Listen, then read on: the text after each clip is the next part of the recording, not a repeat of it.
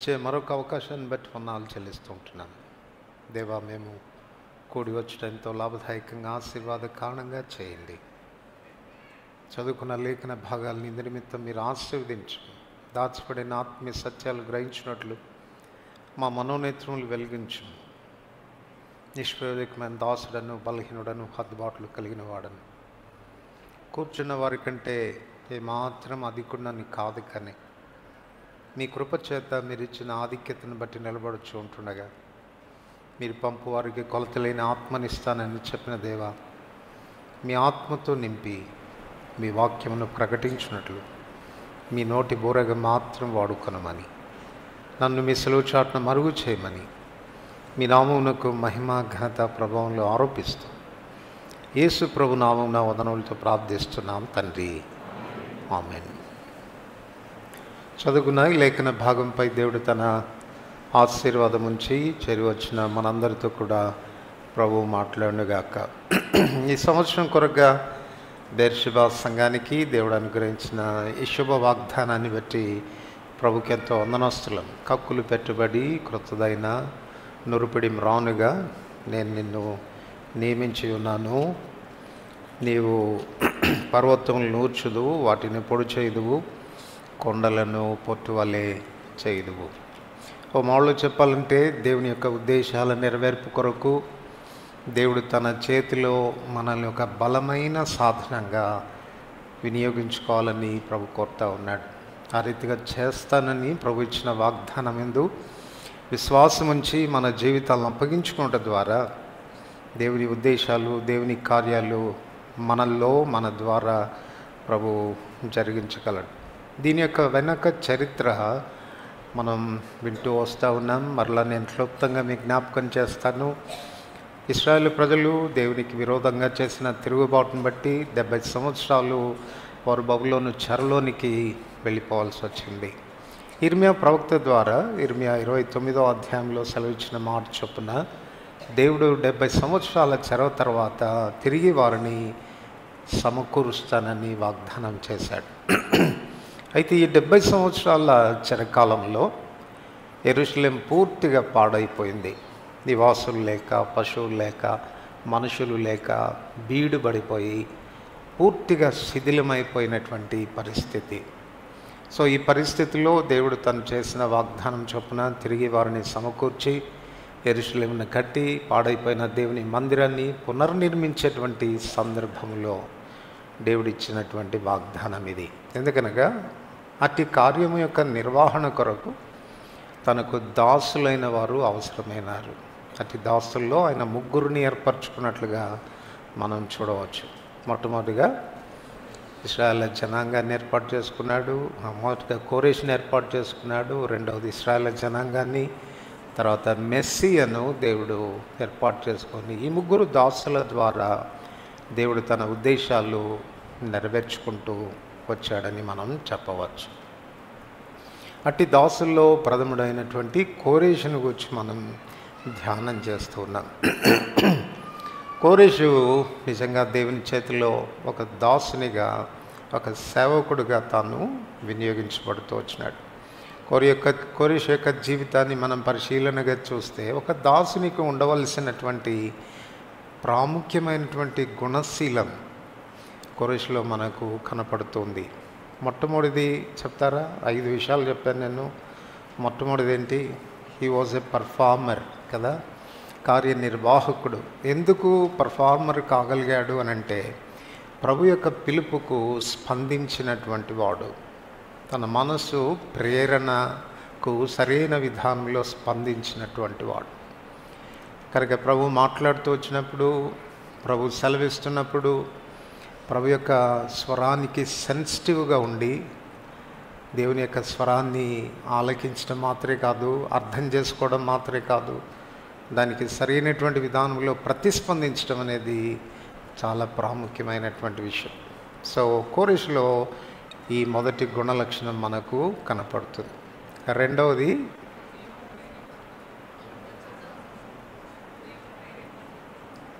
ఆయన మంద కాపరి అని చెప్పబడింది. ఒక కాపరికి ఉండవలసినటువంటి గుణలక్షణాలన్నీ కూడా కోరేషులో కనపడుతున్నట్లుగా మనం చూడవచ్చు. పోయిన వారం అది మనం చూసాం. ఒక కాపరికి ఉండవలసినటువంటి గుణలక్షణాలు ఇవన్నీ కూడా ఒక అన్యుడైనటువంటి కోరేషు జీవితంలో మనం చూడడం అనేది చాలా చాలా ప్రాముఖ్యమైన విషయం. తనలోనే అటువంటి గుణలక్షణం తాను కలిగి ఉంటే దేవుని పిల్లలమైనటువంటి మనం ఇంకా ఎంత ఎక్కువగా అటువంటి మనస్తత్వం కలిగినటువంటి వారంగా ఉండాలి. అటువంటి మనస్తత్వం కలిగినటువంటి వారిని దేవుడు తన దాసులుగా వినియోగించుకుంటాడు అన్నటువంటి విషయం మనం చూసాం. ఈ దినం కోరేషులో కనపడుతున్న మరొక గుణలక్షణం, తాను దేవుని చేత అభిషేకించబడినటువంటి వాడు. He was the anointed person. 45వ అధ్యాయం మొదటి వచనంలో అదే మనం చదివినాం. అతని పక్షమున జనములను జయించుటకు నేను అతని కుడి చేతిని పట్టుకుని ఉన్నాను. నేను రాజుల నడికట్లను విప్పెదను, ద్వారములు అతని ఎదుట వేయబడకుండా తలుపులు తీసెదను అని యెహోవా తాను అభిషేకించిన కోరేషును గురించి సెలవిచ్చుచున్నాడు. తాను అభిషేకించిన కోరేషు. సో కోరేషు మూడవదిగా దేవుని చేత అభిషేకించబడిన వాడు. దేవుని దాసునిగా ఉండవలసిన గుణలక్షణాల్లో మరొక గుణలక్షణం ఏంటి అనంటే అభిషేకించబడిన వాడుగా ఉండటం. సో దైవాభిషేకం అనేది చాలా చాలా ప్రాముఖ్యత ఒక క్రైస్తవుని జీవితంలో కలిగి ఉంటుంది. ఏం చేతననగా దేవుడు తన చేతిలో ఒక సాధనంగా ఎవరినైనా వాడుకోవాలి అని తలంచేదానికి పూర్వం దేవుడు వారిని అభిషేకిస్తాడు. అభిషేకం లేకుండా, దేవుని చేత అభిషేకించబడకుండా దేవుని చేత మనం ఒక సాధనంగా ఎంత మాత్రమూ వినియోగించబడలేం. ఈ అభిషేకము అని చెప్తున్నప్పుడు అభిషేకంలో 2 ప్రాముఖ్యమైనటువంటి విషయాలు మనకు కనపడతాయి. మొదటిది ప్రతిష్ఠించబడుట, టు సెట్ అపార్ట్, లేక ప్రత్యేకించబడుట, లేక పరిశుద్ధపరచబడుట అనేటువంటి మాటలు మనం చూడవచ్చు. చూడండి, నిర్గమాకాండం 29వ అధ్యాయం. నిర్గమాకాండం 29వ అధ్యాయం 7 నుండి 9 వచనాలు కలిసి చదువుకుంటాం. నిర్గమ 29 7 నుండి 9 వచనాలు కలిసి చదువుకుంటాం. అభిషేక తైలమును తీసుకొని అతని తల మీద పోసి అతన్ని అభిషేకింపవలను, మరియు నీవు అతని కుమారులను సమీపింపచేసి వారి చొక్కాయలను తొలగింపవలను. అహరోనుకును అతని కుమారులకు దట్టిని కట్టి వారికి కుల్లాయిలు వేలింపవలను. నిత్యమైన కట్టడను బట్టి యాజకత్వం వారిదగును. అహరోను అతని కుమారులను అలాగుగా ప్రతిష్ఠింపవలను. అభిషేకించబడుట ద్వారా ఏమవుతున్నారు చెప్పండి? ప్రతిష్ఠించబడుతున్నారు. అభిషేకించబడుట ద్వారా ప్రతిష్ఠించబడుతున్నారు. కనుక ఈ ప్రతిష్ఠించబడడం అనేది అవసరం. మనం చెప్పుకున్నాం, ప్రతిష్ఠించబడుట అంటే ప్రత్యేకించబడుట అని, టు సెట్ అపార్ట్, ప్రభు కొరకు వేరు చేయబడుట అనేటువంటి భావం ఇస్తూ ఉంది. కనుక అది మొదటి సంగతి. రెండవ విషయం ఏంటి అనంటే, ఈ అభిషేకము ద్వారా ఏం జరుగుతుంది అనంటే వీఆర్ ఎంపవర్డ్, శక్తిని మనం పొందుతాం. దేవుడు తాను అభిషేకించినటువంటి వారికి దైవశక్తిని ఆయన ప్రసాదిస్తాడు. అందుకే మనం చూస్తాము, అభిషేకం అనేది అభిషేక తైలం ద్వారా వస్తుంది. అభిషేక తైలం ద్వారా వారిని అభిషేకించాల్సి వచ్చినప్పుడు వారి తల మీద అభిషేక తైలాన్ని పోస్తారు. అట్లు వారు అభిషేకించబడతారు. తైలము పరిశుద్ధాత్మకు సూచనగా మనం చెప్పుకుంటాం. అపోస్తల కార్యములు 1:8 మనం చదువుతాం కదా, పరిశుద్ధాత్మ మీ మీదికి వచ్చినప్పుడు మీరు శక్తి నొందెదరు. అందుకే చెప్తున్నాను, వీఆర్ ఎంపవర్డ్. మొట్టమొదటిది వీఆర్ శాంక్టిఫైడ్, సెట్ అపార్ట్, ప్రతిష్ఠించబడతాము అభిషేక తైలం ద్వారా. రెండవది బలపరచబడతాం, శక్తిమంతులము కాగలుగుతాం. సేవలో ఈ 2 చాలా చాలా ప్రాముఖ్యమైనటువంటి విషయాలు. ప్రభు సేవ చేయటానికి మొదటిగా ప్రతిష్ఠించబడుట అనేది చాలా అవసరం. అందుకే తిమోతికి రాస్తూ అపోస్తలుడైన పౌలు అంటాడు, ఎవడైనా వీటిలో చేరక తను తాను ప్రత్యేకపరుచుకొని. అట్లా ప్రత్యేకపరుచుకుంటే ఏమవుతుందంట, వాడు యజమానుడు వాడుకున్నటకు అర్హుడై ఘనత నిమిత్తమైన పాత్రగా ఉంటాడు.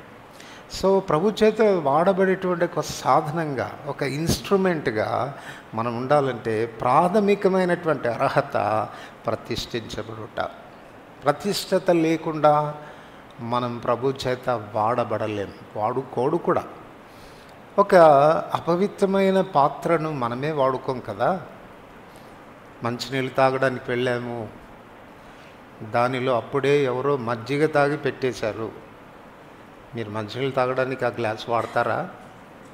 మీరు తాగిందేగా. కానీ మనకు అసహ్యం అనిపిస్తుంది. శుభ్రంగా ఉంటే తప్పితే, పవిత్రంగా ఉంటే తప్పితే దాన్ని మనం వాడుకోలేము. ఒకవేళ అత్యవసరమైన పరిస్థితుల్లో వాడుకోవాల్సి వస్తే మరీ కడిగి వాడుకుంటాం. అవి కూడా అంతే.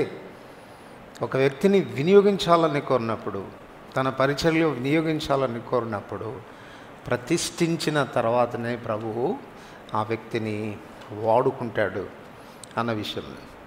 రెండవ విషయం అంటే ప్రభు కార్యాలు చేయడం అనేది మన చేతిలో లేదు, మన శక్తి సరిపోదు. జకర్యా 4:6 ప్రకారంగా శక్తి చేతనైనను బలము చేతనైనను కాక నా ఆత్మ చేతనే ఇది జరుగును అని చెప్పాడు. సో అభిషేకం దేని కొరకు అనంటే పరిశుద్ధాత్మ యొక్క శక్తి కొరకు. పరిశుద్ధాత్మ మీ మీదకి వచ్చినప్పుడు మీరు శక్తి నొందెదరు అని ప్రభు చెప్పాడు. సో ప్రభు కార్యాల నిర్వహణ అనేది మన సొంత బలంతో, మన సొంత శక్తితో చేయగలిగింది కాదు. అందువలన దైవశక్తి మనకు అవసరం, దైవాత్మ యొక్క శక్తి మనకు అవసరం. అందుకే అభిషేకించబడడం అనేది చాలా అవసరమైనటువంటి విషయం. అయితే ఇప్పుడు తెలుసుకోవాల్సిన విషయం ఏంటంటే మనకు అభిషేకం ఉందా లేదా అనేది మనం గుర్తించాల్సినటువంటి విషయం. చాలా పర్యాలు ఎవరైనా మనల్ని ప్రశ్నిస్తే పరిశుద్ధాత్మ అభిషేకం పొందావా నువ్వు అని అడిగితే బేలముఖం వేసుకొని చూస్తూ ఉంటాం. ఎందుకంటే పొందామో లేదో తెలియదు కాబట్టి, అలాగ ఉండకూడదు. చూడండి, మొదటి యోహాను పత్రిక 2వ అధ్యాయం 20వ వచనం. మొదటి యోహాను పత్రిక 2వ అధ్యాయం 20వ వచనం అందరు కలిసి చదువుకుంటాం. అయితే మీరు పరిశుద్ధుని వలన అభిషేకం పొందిన వారు గనుక మీరు సమస్తమును ఎరుగుదురు. పరిశుద్ధుని వలన మీరు అభిషేకం పొందినవారు. చెప్పండి, ఇప్పుడు పొందామా పొందలేదా? ఏ టెన్స్లో ఉంది? ఇది పాస్ట్ టెన్స్లో ఉంది. పరిశుద్ధుని వలన అభిషేకం పొందినవారు.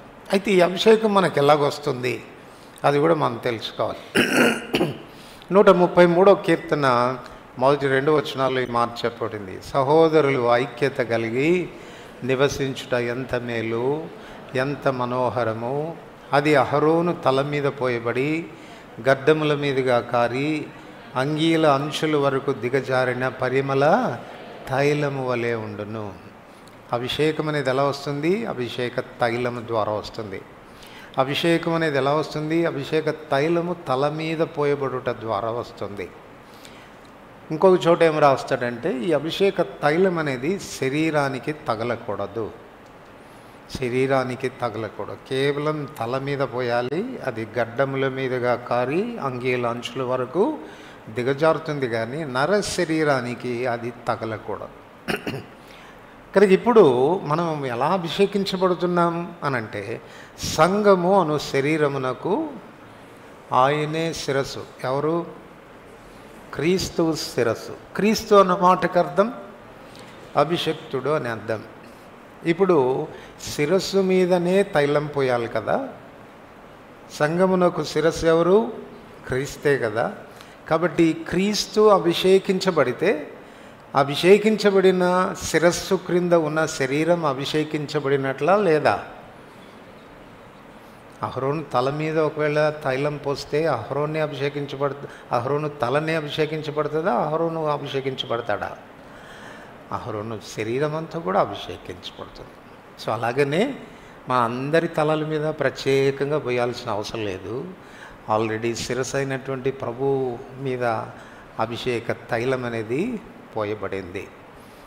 ఆ శిరస్సు ఆధీనములో ఒకవేళ మనం ఉంటే, ఆ శిరస్సు యొక్క ప్రభుత్వం క్రింద ఒకవేళ మనం ఉంటే, ఆ శరీరములో సాటి అవయవంగా మనం చేయబడితే నిశ్చయంగా మనం కూడా అభిషేకించబడినటువంటి వారని. కనుక ఇప్పుడు కోరేషును దేవుడు అభిషేకించినట్లుగా దేవుడు మనల్ని కూడా ఆయన అభిషేకిస్తూ ఉన్నాడు. కనుక ఈ అభిషేకం అనేది చాలా ప్రాముఖ్యమైనటువంటి విషయం. చెప్పుకున్నాం మొదటిగా అభిషేకం దేని కొరకు? ప్రతిష్టత కొరకు, ప్రతిష్ఠించబడ్డానికి కొరకు ఈ అభిషేక తైలం అనేటువంటిది అవసరమైనటువంటి. అయితే ఇక్కడ గుర్తించాల్సిన విషయం ఏంటంటే, ఇలాగ మనం ప్రతిష్ఠించబడిన తర్వాత ప్రతిష్టతను మనం కాపాడుకోవాల్సినటువంటి అవసరం ఉంది. ఈ ప్రతిష్టతను మనం మెయింటైన్ చేయాల్సినటువంటి అవసరం ఉంది. నేను ప్రతిష్ఠించబడ్డాను కదా అని చెప్పి మన ఇష్టానుసారంగా మనం జీవించినట్లయితే ప్రతిష్టతను పోగొట్టుకునేటువంటి ఆస్కారం అనేది ఉంది. మొదటి యోహాను పత్రిక 2వ అధ్యాయం 27వ వచనంలో ఆ మాట చెప్పాడు. ఆయన ఇచ్చిన అభిషేకం మీ మీద నిలిచి ఉండిన ఎడల, అంటే అర్థం ఏంటి? నిలిచి ఉండక పోయే ఆస్కారం కూడా ఉంది. ఆయన ఇచ్చిన అభిషేకం మీ మీద నిలిచి ఉండిన ఎడల. సో అభిషేకం అనేది మనం కాపాడుకోవాల్సినటువంటి బాధ్యత మన మీద ఎంతో ఉంది. దాన్ని మనం మెయింటైన్ చేయాలి. కనుక అభిషేకించబడిన వ్యక్తి వలె జీవించడం అనేది చాలా అవసరమైనటువంటి విషయం. అభిషేకించబడిన తర్వాత అభిషేకించబడిన వ్యక్తి వలె మన జీవితాన్ని గడపడం 3 విషయాల్లో జాగ్రత్త పడాలి. ఒకటి, మన ప్రవర్తనలో జాగ్రత్త పడాలి, అంటే మన నడకలో జాగ్రత్త పడాలి. రెండవది, మన మాటల్లో జాగ్రత్త పడాలి. మూడవది, మన యాక్షన్స్లో, మన క్రియల్లో మనం జాగ్రత్త పడాల్సినటువంటి అవసరం ఉంది. ప్రతిష్టత ఈ 3 ఏరియాస్లో మనం చాలా జాగ్రత్తగా కాపాడుకోవాలి. ఆదికాండం 17వ అధ్యాయం 1వ వచనంలో అప్పటికి అబ్రహాం వయసు ఎంత?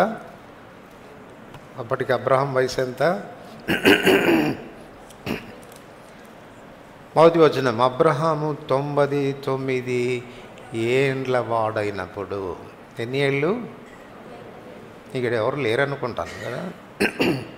99 ఏండ్ల వాడైనప్పుడు ప్రభు తనకు ప్రత్యక్షమై చెప్తున్న మాట ఏంటంటే, నా సన్నిధిలో నడుచుచు నిందారహితంగా ఉండు. సో నడకలో నిందారాహిత్య జీవితం, నడకలో ప్రతిష్టత. కనుక వయసు వచ్చింది కాబట్టి ప్రతిష్టతను మనం కాపాడుకుంటామన్న భరోసా లేదు. 99 సంవత్సరాలు వచ్చినటువంటి అబ్రహాంతో కూడా ప్రభు చెప్తున్న మాట ఏంటంటే, నా సన్నిధిలో నడుచొచ్చు నిందారహితంగా ఉండు. సో ఇది మనకేం జ్ఞాపకం చేస్తుంది? మన ప్రతిష్టతను మనం ఎలా కాపాడుకోగలం అనంటే, ఎప్పుడు ప్రభు సన్నిధిలో ఉన్నాను అన్న గమనంలో జీవించడం ద్వారా. చూడండి, మనల్ని ఎవరైనా గమనిస్తున్నారు, చూస్తున్నారు అంటే తప్పు చేయడం చాలా కష్టం కదా. ప్రభు సన్నిధిలో ఉండడం. దావీదు తన అనుభవంలో చెప్తాడు, నేను ఎల్లప్పుడూ నా ప్రభువును నా ఎదుట ఉంచుకొని ఉన్నాను. సో దావీదు ప్రతిసారి తను జీవించిన ప్రతి దినం కూడాను తను ఎలా జీవించాడంటే, యాజ్ ఇఫ్ దేవుడు నా ముందే ఉన్నాడు, నన్ను చూస్తున్నాడు, నా చర్యల్ని గమనిస్తున్నాడు అన్నటువంటి దృక్పథంతో దావీదు బ్రతికాడు. ఒక వ్యక్తి తన ప్రవర్తనలో, తన నడకల్లో తను తాను అపవిత్రపరచుకోకూడదు, తన ప్రతిష్టతను తాను కాపాడుకోవాలి అని అంటే ఈ గమనంలోనే బ్రతకాల్సినటువంటి అవసరం. నా సన్నిధిలో నడుచుచు నిందారహితం. సో మన వాక్, మన ప్రవర్తన అనేటువంటిది పవిత్రంగా ఉండాలి. ప్రతిష్ఠించబడిన తర్వాత ఒకవేళ మన ప్రవర్తనలో సరిగా లేకపోతే వి మే లూజ్ అవర్ అనాయింటింగ్. మన ప్రతిష్టతను, మన అభిషేకాన్ని మనం కోల్పోయేటువంటి ఆస్కారం అనేది ఉంది. తర్వాత రెండవది, మన ప్రతిష్టత, మన అభిషేకం దేనిలో కనపడుతుంది అనంటే మన మాటల్లో కనపడుతుంది. మన మాటల్లో అందుకే ప్రతిష్ఠించబడిన వాడు, అభిషేకించబడినటువంటి వాడు తన నోటికి చాలా జాగ్రత్తగా కళ్ళెం వేసుకోవాల్సి ఉంటుంది. చాలా జాగ్రత్తగా కళ్ళెం వేసుకోవాలి. యాకోబు పత్రిక 3వ అధ్యాయం, యాకోబు పత్రిక 3వ అధ్యాయం 2 నుంచి 8 వచనాలు కలిసి చదువుకుంటాం. అనేక విషయంలో మనమందరం తప్పి వచ్చున్నాము. ఎవడను మాట ఎందుకు తప్పనేడల అట్టివాడు లోపం లేనివాడై తన సర్వ శరీరమును స్వాధీనమందుంచుకున్న శక్తి గలవాడగును. గుర్రములు మనకు లోబడుటకై నోటికి కళ్ళెం పెట్టి వాటి శరీరమంతయు త్రిప్పబడును కదా. ఓడలను కూడా చూడి, అవి ఎంత గొప్పవై పెనుగాలికి కొట్టుకొని పోబడినను ఓడ నడుపు వాని ఉద్దేశం చొప్పున మిక్కిలి చిన్నదగు చుక్కాని చేత త్రిప్పబడును. అలాగుననే నాలుక కూడా చిన్న అవయవమైనను బహుగా అదిరిపడును. ఎంత కొంచెం నిప్పు ఎంత విస్తారమైన అడవిని తగలబెట్టును. నాలుక అగ్నియే. నాలుక మన అవయంలో ఉంచబడిన పాప ప్రపంచమై సర్వ శరీరమునకు మాలిన్యం కలుగచేయచ్చు ప్రకృతి చక్రమునకు చిచ్చుపెట్టును. అది నరకం చేత చిచ్చుపెట్టబడును. మృగ పక్షి సర్ప జలచరముల్లో ప్రతి జాతియు నరజాతి చేత సాధు కాజాలును సాధు ఆయను కానీ ఏ నరుడును నాలుకను సాధు చేయలేరు. అది మరణకరమైన విషయంతో నిండినది. అది నిరర్గళమైన దుష్టత్వమే. సో ఒక మనుషుడు అపవిత్రపడడానికి ఉన్న సులువైనటువంటి మార్గం ఏది అంటే మన మాటలే, మన నాలుకే. అన్నిటికీ ఎముక పెట్టాడు కానీ దీనికొకటి ఎముక పెట్టలేదు కదా. అందుకే చాలా సులభంగా కదులుద్ది, సులభంగా ట్విస్ట్ అవుతుంది. కనుక ఈ నాలుక చాలా జాగ్రత్తగా కాపాడుకోవాల్సినటువంటి అవసరం ఉంది. మృగ పక్షి సర్ప జలచరముల్లో ప్రతి జాతియు నరజాతి చేత సాధు కాజాలను సాధు ఆయను కానీ ఏ నరుడును నాలుకను సాధుపరచు. కనుక వాస్తవికంగా స్వాభావికంగా మనం ఆలోచన చేస్తే మన నాలుకను మనం కంట్రోల్లో పెట్టుకోవడం మన చేతిలో లేదు. మరి ఎవరిస్తారు అంటే ఆయన అభిషేకం మనకు అందిస్తుంది. దేవుడు మనకిచ్చేటువంటి అభిషేకం, పరిశుద్ధాత్మ దేవుడు మన నాలుకను స్వాధీన పెట్టుకునేటువంటి శక్తిని మనకు ప్రసాదిస్తాడు. అందుకే ఆత్మ ఫలముల్లో చివరిదేంటి చెప్పండి? ఆశ, నిగ్రహించుకునేటువంటి శక్తి. చాలాసార్లు మాట్లాడకూడదు అనుకుంటాం కానీ మాట్లాడేస్తాం. మితంగా ఉండాలి మాటల్లో అనుకుంటాం కానీ గలగల మాట్లాడేస్తాం.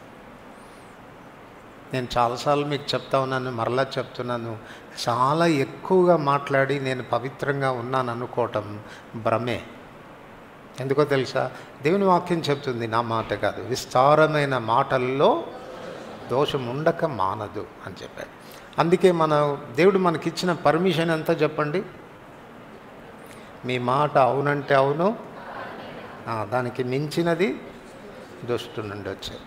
మనంతా ఎట్లా ఉంటుంది చెప్పండి? అంట నీకు తెలుసా అంటే వింటాను అంట అని చెప్తాను. అదే మనకు తెచ్చిపెట్టేది తంట. అలాగే సో మనం మాటల్లో చాలా మితంగా ఉండాల్సినటువంటి అవసరం ఉంది. చాలా జాగ్రత్తగా ఉండాలి. అనవసరంగా మాట్లాడడానికి ప్రయత్నించవద్దు. అవసరమైతే కూడా ఆచితూచి మాట్లాడాలి. ప్రతి మాట చాలా వెయిట్ ఉండాలి, భారంగా ఉండాలి. తేలిక మాటలు మాట్లాడకూడదు. అది నీ వ్యక్తిగతమైన జీవితాన్ని అపవిత్రపరిచేది అన్నది దృష్టిలో పెట్టుకో. కనుక దేవుడు నిన్ను అభిషేకించిన మాట వాస్తవం కావచ్చేమో. Are you maintaining your anointing? నీ ప్రతిష్టతను కాపాడుకుంటున్నావా అన్నటువంటి చాలా ప్రాముఖ్యమైనటువంటి విషయం. ఇక్కడ మనం కోరేషునికి వచ్చి ఆలోచన చేస్తూ ఉన్నాం కదా. కోరేషు అన్యరాజని, దేవుని ఎరగనటువంటి రాజుని మనం ఆలోచన చేస్తున్నాం. ఈ మాట ద్వారా నేను అభిషేకించిన కోరేషు అని ప్రభు స్వయంగా చెప్తున్నప్పుడు మనం ఏం నమ్మాలి చెప్పండి? కోరేషును కూడా దేవుడు ప్రతిష్ఠించాడు, కోరేషును కూడా దేవుడు పవిత్రపరిచాడు, తన బిడ్డగా తాను అంగీకరించాడు. తన చేతిలో తను ఒక సాధనంగా వినియోగించక పూర్వం కోరేషును ప్రభు ప్రతిష్ఠించాడు అన్నటువంటి విషయాన్ని మనం గుర్తుపెట్టుకోవాల్సినటువంటి అవసరత ఎంతో ఉంది. తర్వాత మన యాక్టివిటీస్లో కూడాను, మన చర్యల్లో కూడా మనము పవిత్రతను మెయింటైన్ చేయాల్సినటువంటి అవసరం ఉంది. మన యాక్షన్స్ విషయంలో మనం చాలా జాగ్రత్తగా ఉండాల్సిన అవసరం ఉంది. కొన్నిసార్లు మన యాక్షన్స్ బాగుంటాయి, కానీ మన రియాక్షన్సే బాగుండవు కదా. ఇప్పుడు ధర్మశాస్త్రం అంతా కూడా యాక్షన్స్ గురించి మాట్లాడింది. నువ్వు వ్యభిచారం చేయకూడదు, నువ్వు దొంగతనం చేయకూడదు, నువ్వు ఇలా ఉండకూడదు, నువ్వు ఇలా ఉండకూడదు అని మనం ఏమైతే చేయకూడదో మన యాక్షన్స్ని గురించి ధర్మశాస్త్రం చెప్తూ వచ్చింది. అయితే యేసు ప్రభు వచ్చిన తర్వాత, జీవవాక్యమైనటువంటి ప్రభు వచ్చిన తర్వాత కొండ మీద ప్రసంగంలో తాను చెప్తూ వచ్చిన మాట ఏంటంటే, ధర్మశాస్త్రం ఇలా చెప్పింది కదా, నేనైతే మీతో ఇలా చెప్తున్నాను అని ధర్మశాస్త్రాన్ని రాటిఫై చేసి దాన్ని అప్గ్రేడ్ చేసి ఆయన చెప్పాడు. నరహత్య చేయవద్దని చెప్పబడిన మాట మీరు విన్నారు కదా, నేను మీతో చెప్పినదేమనగా, ఒక సహోదరుని మీద కోపపడువాడు నరహత్య చేసిన దాంతో సమానము అని ప్రభు చెప్పాడు. సో మన చర్యలు ఎలా ఉంటున్నాయి, మన ప్రతిస్పందన ఎట్లా ఉంటుంది. అందుకే ప్రభు చెప్పాడు అక్కడే, ఎవడైనా మిమ్మల్ని కుడి చెంప మీద కొడితే ఎడమ చెంప మీద కూడా కొడితే అప్పుడు మనం చూసుకోవచ్చా? అంతవరకే రాశాడు కదా. లేదు, అక్కడనే తెలుస్తుంది నీ ప్రతిస్పందనలో, నీ యాక్షన్స్లో how much you are sanctified, నువ్వు ఎంత పవిత్రపరచబడినవాడి. ఎవడన్నా నిన్ను దూషిస్తే how you are going to react, ఎవడన్నా నిన్ను హింస పెడితే how you are going to react అన్న దానిలో నీ అభిషేకం కనపడుతుంది, నీ ప్రతిష్టత కనపడుతుంది. సో అంచేత నీ ప్రవర్తనలో పరిశుద్ధతను మెయింటైన్ చేయాలి, నీ మాటల్లో పరిశుద్ధతను మెయింటైన్ చేయాలి, నీ యాక్షన్స్లో పరిశుద్ధతను మెయింటైన్ చేయాలి. ఇట్లు దేవుడు మనకిచ్చిన అభిషేకం ద్వారా వచ్చిన ప్రతిష్టతను మనం కాపాడుకుంటూ రావాలి. మీకు తెలుసు కదా, యాజకులను దేవుడు ప్రతిష్ఠించిన తర్వాత వాళ్ళు ఏం చేసేవాళ్ళు చెప్పండి? అతి పరిశుద్ధ స్థలంలోనికి వెళ్ళే ప్రతిసారి ఏం చేసేవాళ్ళు? గంగాళం దగ్గరకు వచ్చి తమ కాళ్ళు చేతులు ఎప్పుడు శుభ్రం చేసుకుంటూ ఉండేవాళ్ళు. అది మెయింటైన్ చేయడం అంటే, ప్రతిష్టతను మెయింటైన్ చేయడం అంటే. ఏమాత్రం మలినముతో వాళ్ళు పవిత్ర స్థలంలోనికి ప్రవేశిస్తే చావే గతి వాళ్లకు. దేవుడు ఏమాత్రం రాజీ పడేటువంటి వాడు కాదు, మరణం అనేది సంభవించేది. అందుచేత 100 భయాలతో వాళ్ళు పరిశుద్ధ స్థలంలోనికి వెళ్ళి పని చేస్తూ వచ్చినటువంటి వాళ్ళు. ఈనాడు నీవు నేను అభిషేకించబడిన వారు, ప్రభుకు స్తోత్రం. ప్రభు మనల్ని ప్రతిష్ఠించాడు. Are you maintaining your sanctity? నీ పరిశుద్ధతను నీవు జాగ్రత్తగా కొనసాగిస్తున్నావా అనేది ఆలోచించుకోవాల్సినటువంటి విషయం. సో దాన్ని గాడ్ చేసుకోవడం, కాపాడుకోవడం అవసరం. పేతురు రాసిన మొదటి పత్రిక మొదటి అధ్యాయం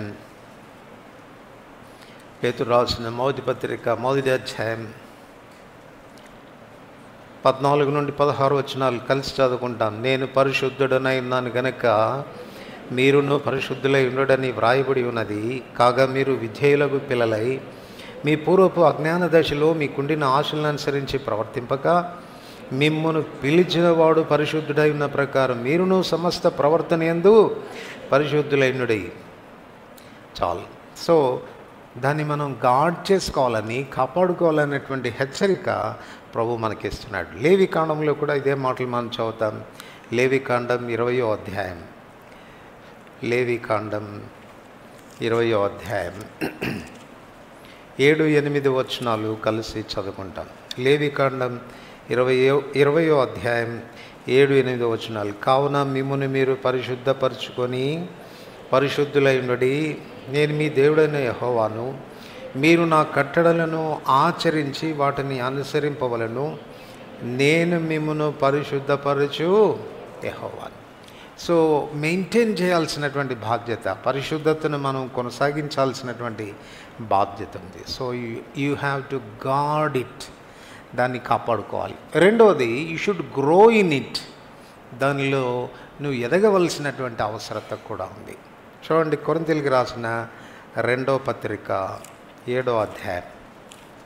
కొరింథీయులకు రాసిన 2వ పత్రిక 7వ అధ్యాయం 1వ వచనం కలిసి చదువుకుంటాం. ప్రియులారా, మనకు ఈ వాగ్దానములు ఉన్నవి కనుక దేవుని భయంతో పరిశుద్ధతను సంపూర్తి చేసుకొనొచ్చు. ఆ మాట ఆలోచించండి. పరిశుద్ధతను సంపూర్తి చేసుకొనొచ్చు అంటే ఇప్పుడు పరిశుద్ధతలో సంపూర్ణులమయ్యామా లేదా?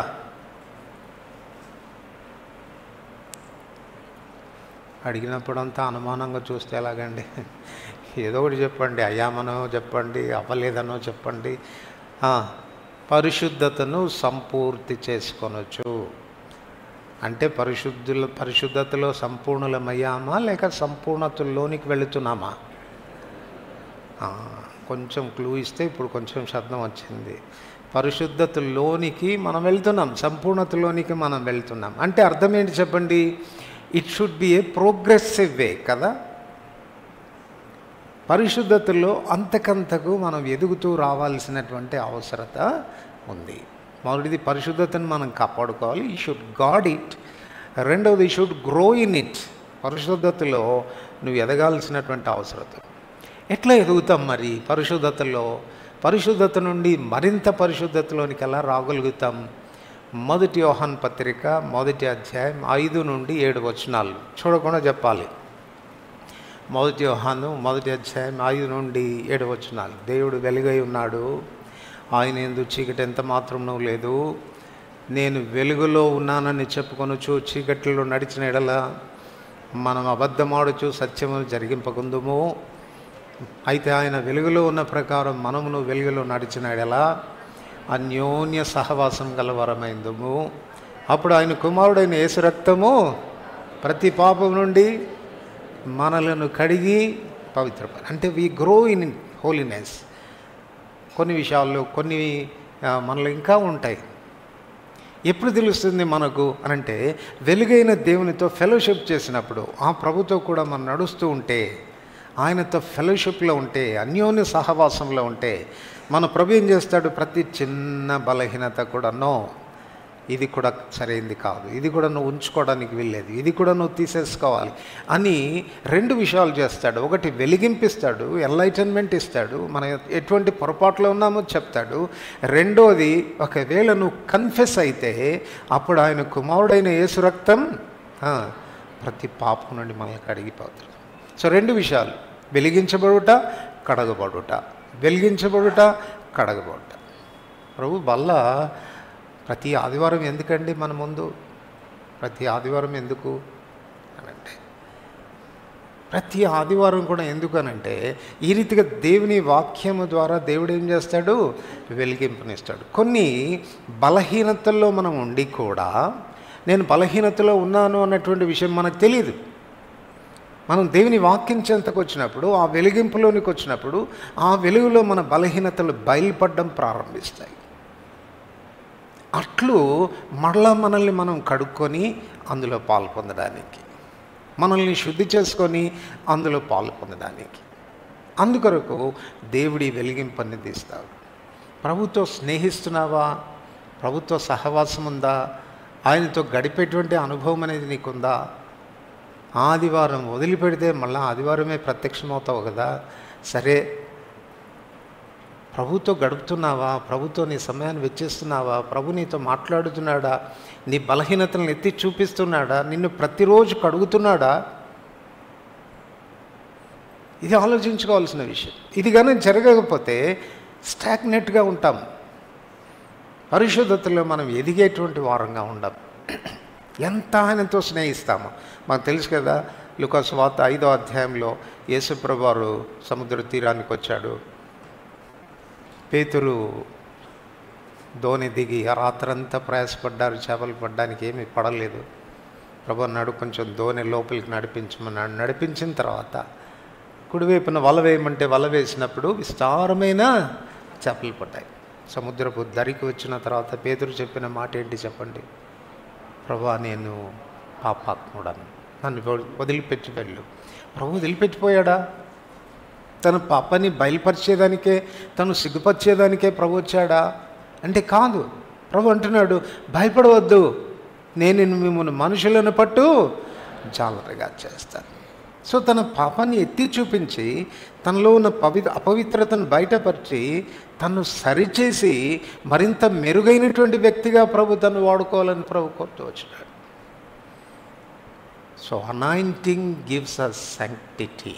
ఈ శాంక్టిటీని మొదట నువ్వు ప్రిజర్వ్ చేసుకోవాలి. రెండవది షుడ్ గ్రో ఇన్ శాంక్టిటీ, పరిశుద్ధతలో నువ్వు ఎదిగేవాడుగా ఉండాలి. మూడవది ఎంతగా మనం ఎదగాలి పరిశుద్ధతలో అనంటే ఆ పరిశుద్ధత ద్వారా దేవుని మనం మహిమపరచాలి. సో ఈ వచనమన్నా చెప్తారా? 1 కొరింథీ 6:19-20 మీరు అడుగుతారంటే చదువుకొని వచ్చేవాళ్ళం అంటారేమో కదా. 1 కొరింథీ 6:19-20 మీ దేహము దేవుని వలన మీకు అనుగ్రహింపబడి మీలోనున్న పరిశుద్ధాత్మకు ఆలయమై ఉన్నదని మీరు ఎరగరా? మీరు మీ సొత్తు కారు, విలువబెట్టి కొనబడిన వారు గనక మీ దేహంతో ఏం చేయాలంట? దేవుని. ఇప్పుడు చెప్పండి, మీ దేహంతో దేవుని మహిమపరచాలంటే మీ దేహం ఎలాగ ఉండాలి? పరిశుద్ధాత్మకు ఆలయంగా ఉండాలి. పరిశుద్ధాత్మకు ఆలయంగా ఉండాలంటే మీ దేహం ఎలా ఉండాలి? పరిశుద్ధంగా ఉండాలంతే. సింపుల్ కదా. ఎక్కడ పరిశుద్ధత ఉంటుందో అక్కడ ప్రభు ఉంటాడు.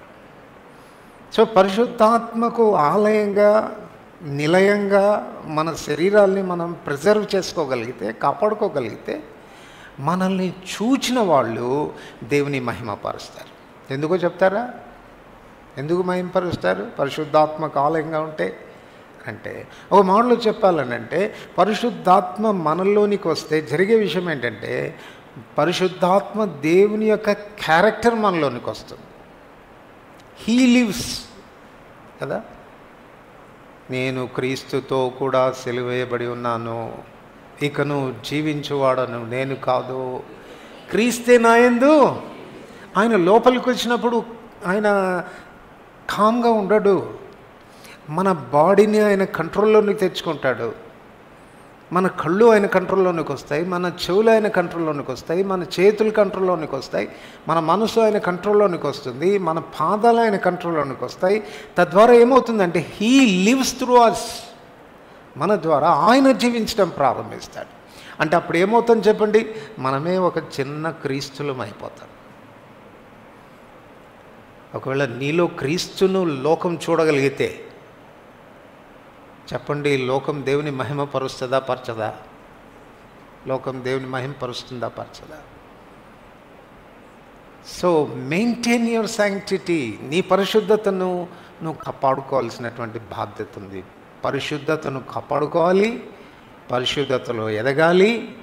పరిశుద్ధత ద్వారా దేవుని నామానికి మహిమ తీసుకొచ్చే విధానంలో నీ వ్యక్తిగతమైన జీవితాన్ని కాపాడుకోవాలి.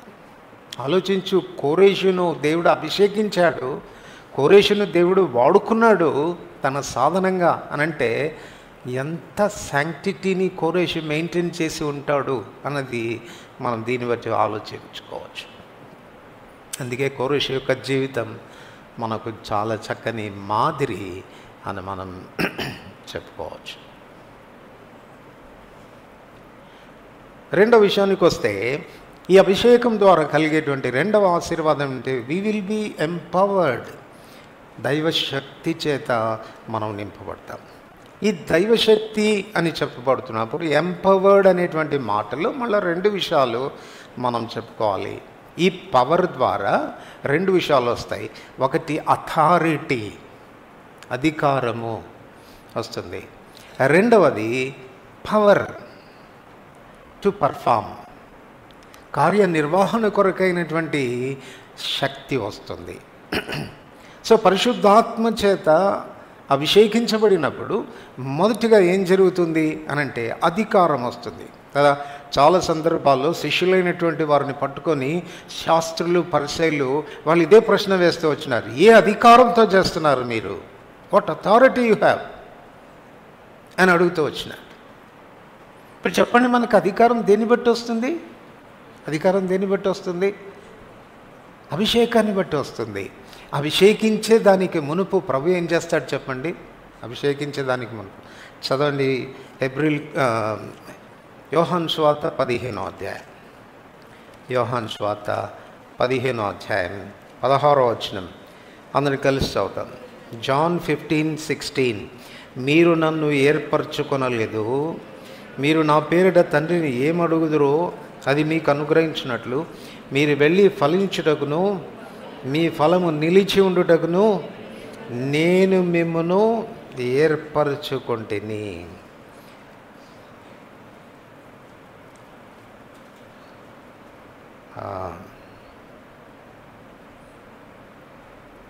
మొట్టమొదటిగా ప్రభువు తన చేతిలో మనల్ని వాడుకొనక పూర్వం ఏం చేస్తాడంట?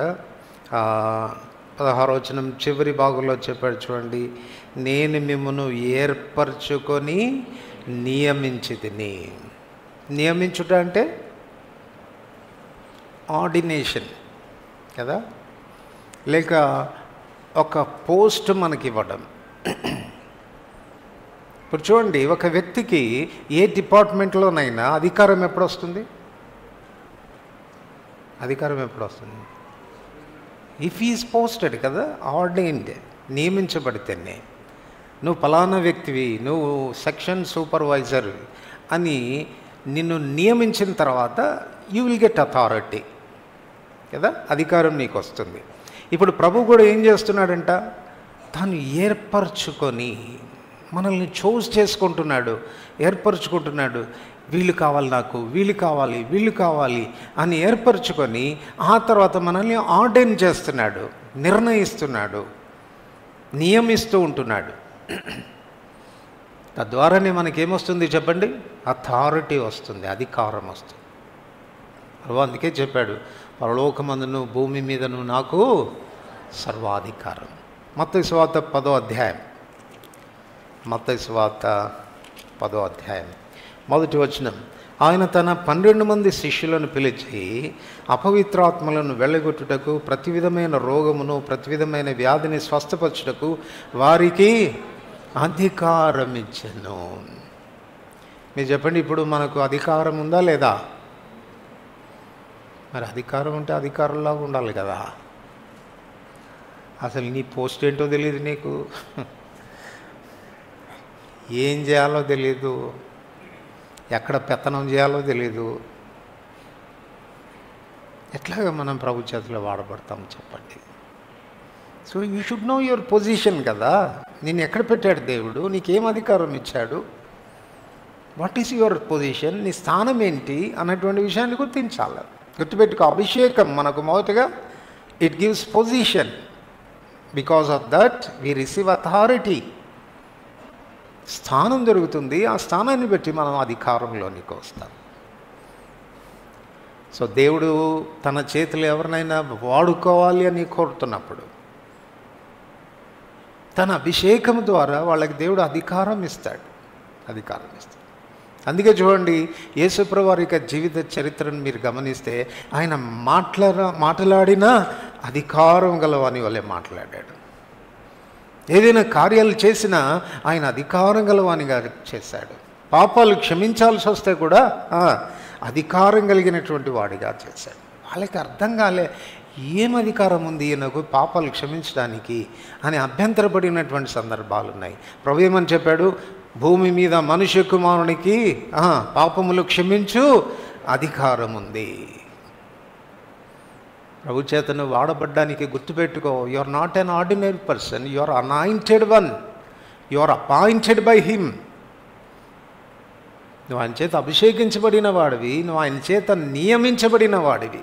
అపోస్తలుడైన పౌలు కూడా అదే అంటాడు తన సాక్ష్యాన్ని గురించి చెప్తూ, పూర్వం హానికరుడను, హింసకుడను, దూషకుడను, అవిశ్వాసిని, పాపుల్లో ప్రధానుడని, కానీ తన పరిచర్యకు ఆయన నన్ను నమ్మకమైన వానిగా ఎంచి నన్ను నియమించాడు. హి హాస్ అపాయింటెడ్ మీ.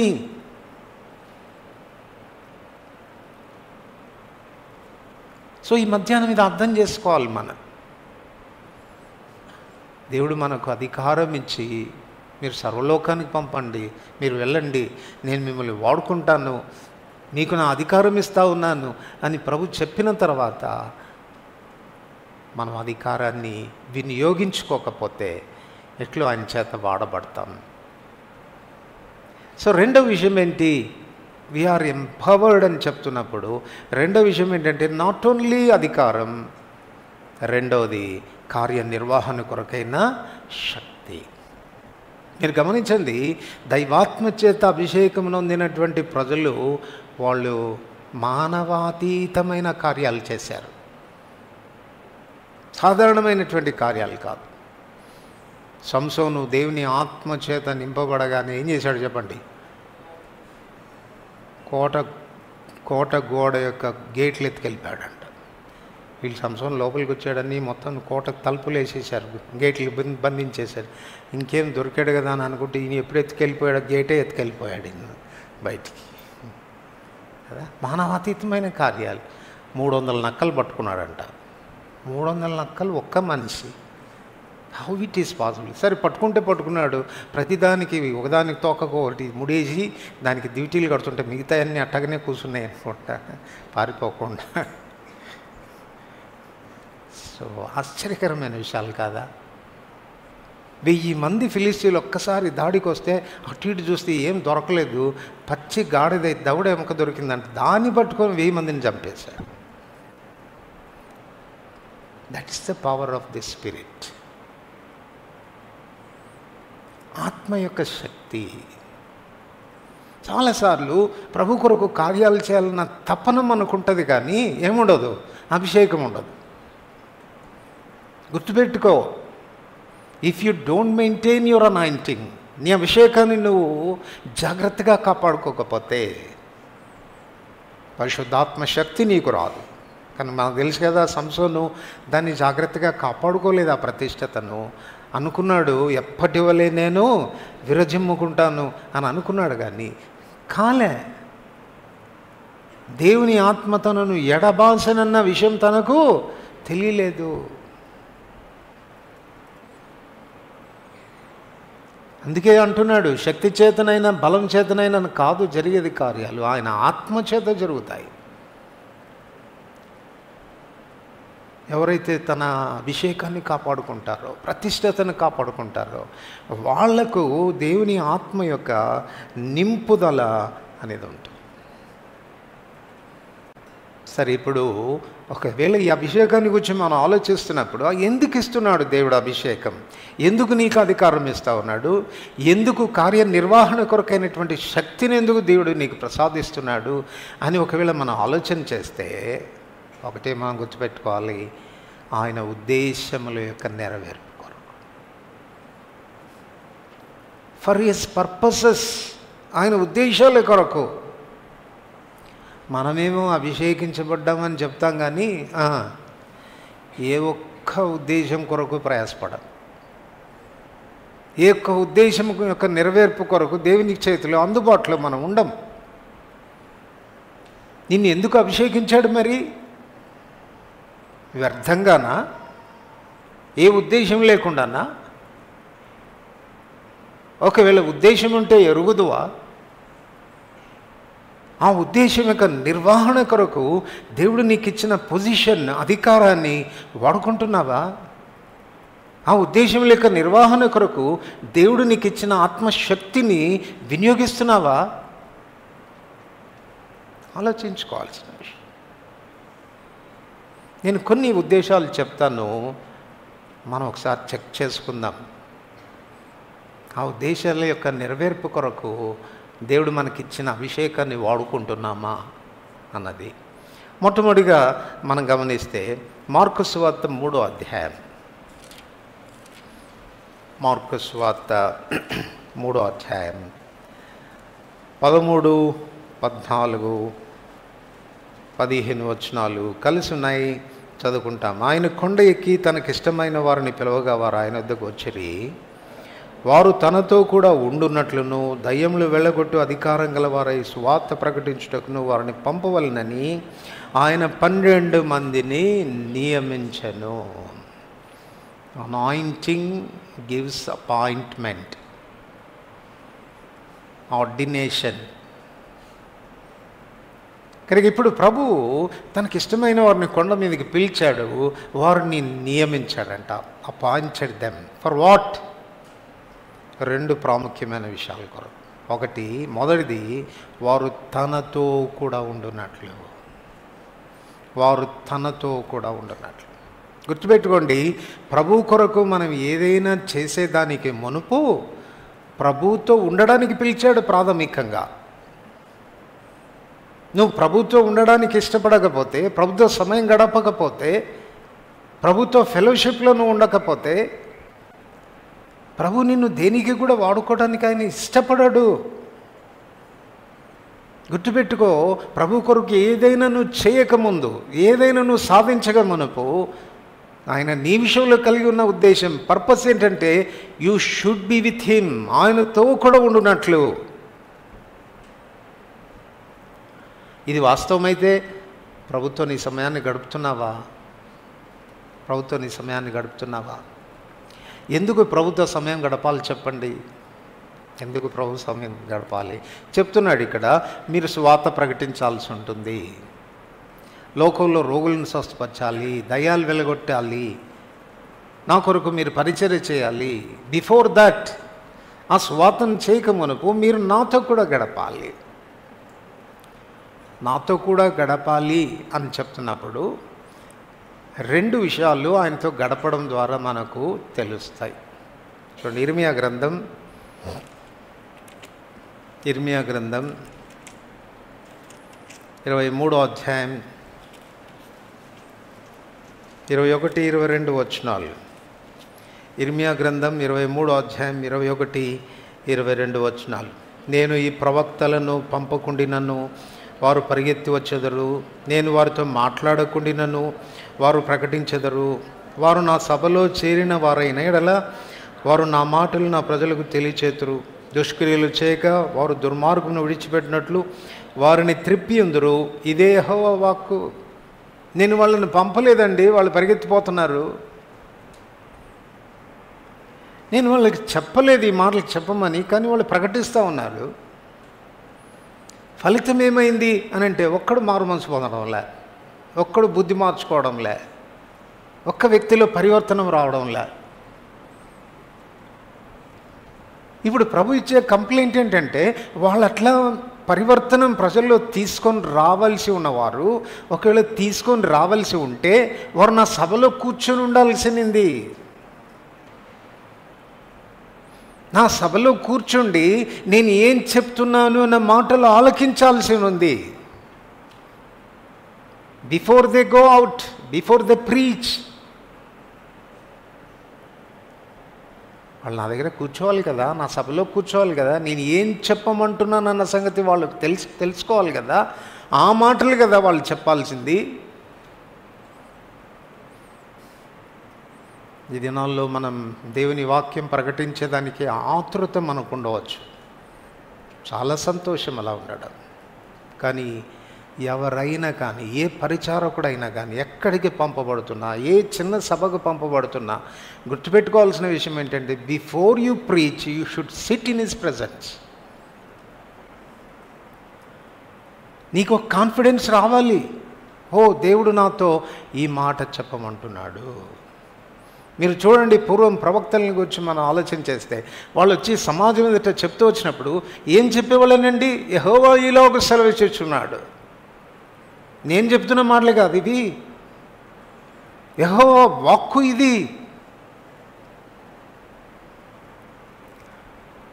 ఎందుకు మన వాక్యం ప్రభావితం కావడం లేదు?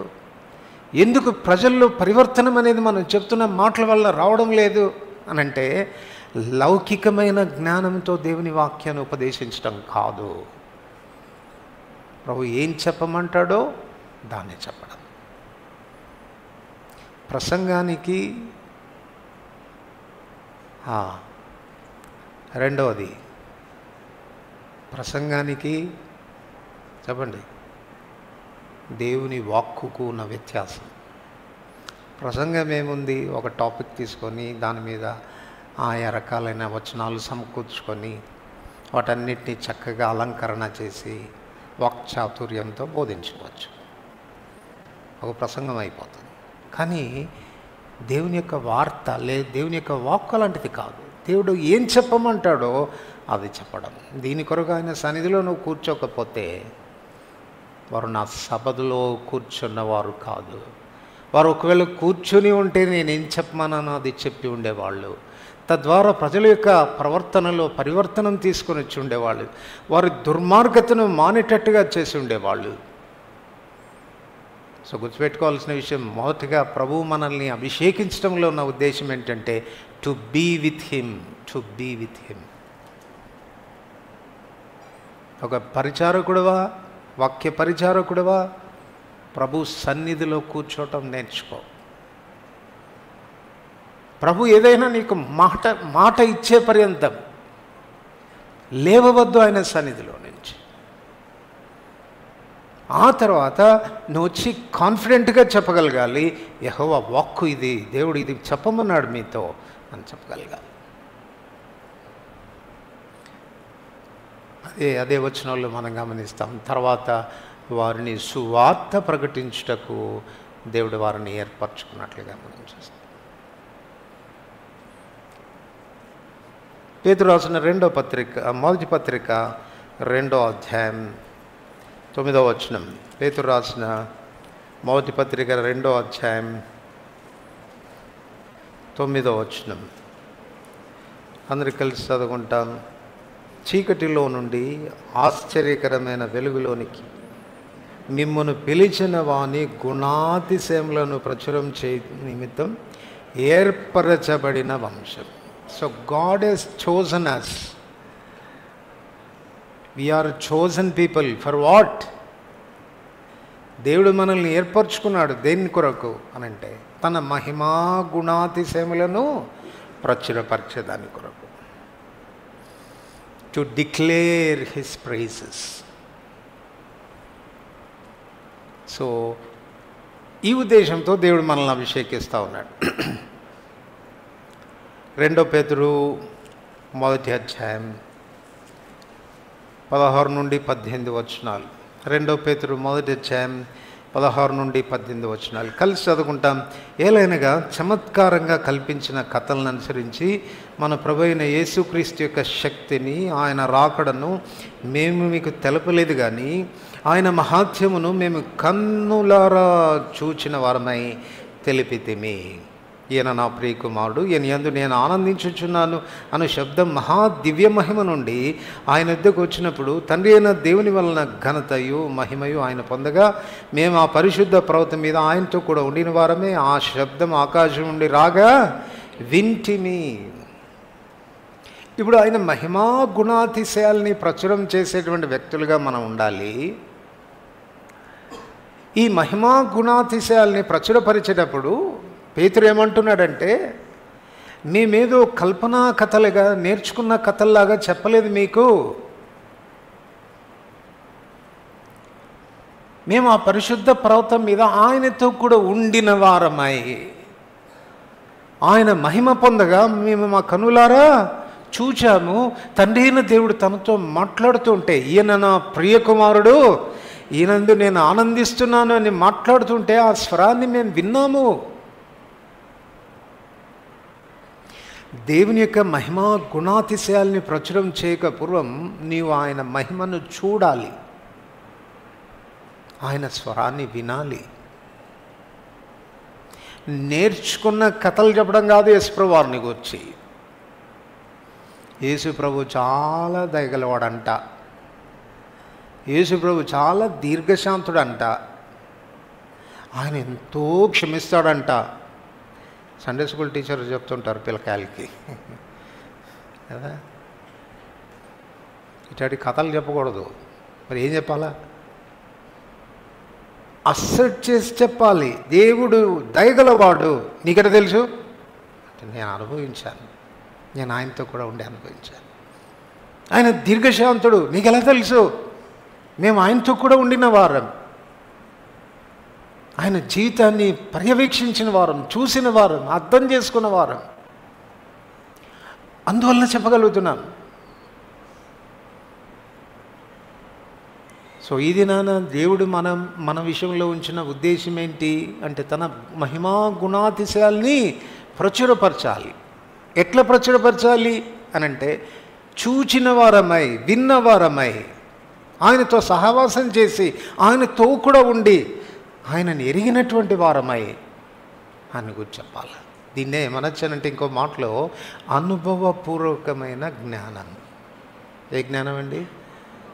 వినుట వలన వచ్చే జ్ఞానం వేరు, అనుభవపూర్వకమైన జ్ఞానం. ఒకడు ఒక ఊరిలో తేనె అమ్ముకుంటా పోతా ఉన్నాడంట. ఆ ఊరి పిల్లకాయలంతా వెంటపడ్డారు. తేనె అంటే వాళ్ళకి పాపం తెలీదు. తేనెనా? తేనె ఎట్లా ఉంటుందంటే చక్కెర రాగుంటుందిరా అన్నాడు. చక్కెర కూడా తెలియదు పాపం వాళ్ళకి. చక్కెర తెలీదా మీకు? బెల్లంలాగా ఉంటుందిరా అని. బెల్లం కూడా తెలియదు. అరే చాక్లెట్ తిన్నారా ఎప్పుడన్నా? చాక్లెట్ లాగా ఉంటుంది. చాక్లెట్ కూడా ఎప్పుడు తినలేదంటే వాళ్ళు. ఎట్లుంటుంది చెప్పంటున్నాడు వాళ్ళు. ఏం చేయాలి వీడు? వాడు డేక్షాలో వేలు పెట్టి ఒక నోట్లో పెట్టాడంట. ఓహో ఇట్లా ఉంటుందా తేనె? అది అనుభవపూర్వకమైన జ్ఞానం. Are you tasted Christ? క్రీస్తుని అనుభవించావా? అనుభవిస్తే నెగిటివ్గా మాట్లాడుతున్నావు, పాజిటివ్గా చెప్తున్నావా? కొన్నిసార్లు మనకు దేవుడు అసలు ఉన్నాడంటావా? ఉంటే అసలు నా ప్రార్థనలు వింటాడంటావా? అసలు ఆయనకి ఏమన్నా జాలి గుండె ఏమన్నా ఉందా చెప్పు? ఇలాగే మనం కొన్నిసార్లు నెగిటివ్గా మాట్లాడతాం. నువ్వు టేస్ట్ చేసిన వాడు కాదు. యోహాన్ కూడా అదే అంటాడు. ఏమంటాడు? ఆది నుండి ఏది ఉండెనో ఆ నిత్య జీవమును గురించి మేము ఏది వింటిమో, మా కన్నులారా దేనిని చూచామో, మేము ఏది నిదానించి తాకి చూచామో దాన్ని తెలియజేస్తున్నాం మీకు. సో అవర్ విజ్డమ్ లేక our knowledge is a practical knowledge. అనుభవపూర్వకమైనటువంటి జ్ఞానం, క్రియాపూర్వకమైన జ్ఞానం. సో రెండవదిగా నిన్ను దేవుడు అభిషేకించడంలో ఉన్న ఉద్దేశం ఏంటనంటే ఆయన మహిమా గుణాతిశయాల్ని ప్రచురపరచాలి. Enjoy his life and preach his life.